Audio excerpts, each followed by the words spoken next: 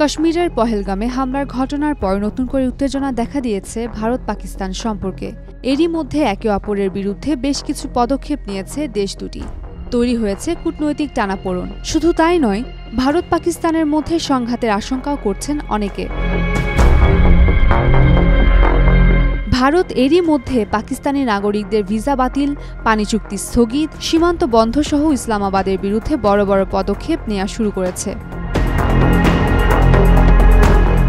পরমাণু অস্ত্রধারী দুই দেশের লড়াইয়ে কে জয়ী হতে পারে তা নিয়েও সামাজিক যোগাযোগ মাধ্যমে চলছে চুলচেরা বিশ্লেষণ।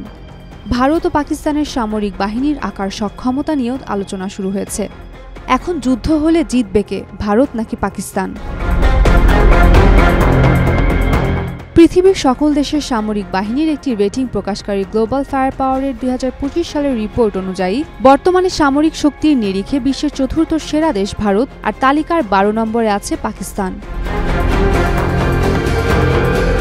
গ্লোবাল ফায়ার পাওয়ারের রিপোর্ট অনুযায়ী ভারতের ট্যাঙ্ক রয়েছে 4201টি, অন্যদিকে পাকিস্তানের রয়েছে 2627টি ট্যাঙ্ক।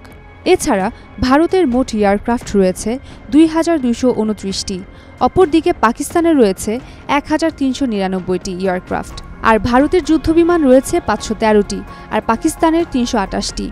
এছাড়া ভারতের হেলিকপ্টার রয়েছে 899টি, পাকিস্তানের রয়েছে 373টি। তবে অ্যাটাক হেলিকপ্টার রয়েছে ভারতের 80টি, পাকিস্তানের 57টি। যদিও শক্তির দিক থেকে ভারতীয় সেনাবাহিনী পাকিস্তানের তুলনায় এগিয়ে আছে, তবে যুদ্ধ শুধু সামরিক শক্তির উপর নির্ভর করে না। ভৌগোলিক অবস্থান, অর্থনৈতিক সক্ষমতা, সৈনিকদের মনোবল সবকিছু যুদ্ধ জয়ের ক্ষেত্রে গুরুত্বপূর্ণ বিষয়। আর বিধ্বংসী সব সামরিক অস্ত্রের যুগে যুদ্ধ কাউকেই জেতায় না, উভয় পক্ষই ব্যাপকভাবে ক্ষতিগ্রস্ত হয়। যুদ্ধ দুটি দেশকেই পঙ্গু করে দেবে, এমনকি আশপাশের অন্য দেশগুলোর উপরও যুদ্ধের প্রভাব পড়বে। উম্মেরুম্মান ক্রান্তি, daily Sun. Follow us on Facebook. Subscribe our YouTube channel. Get the latest update on www.daily-sun.com.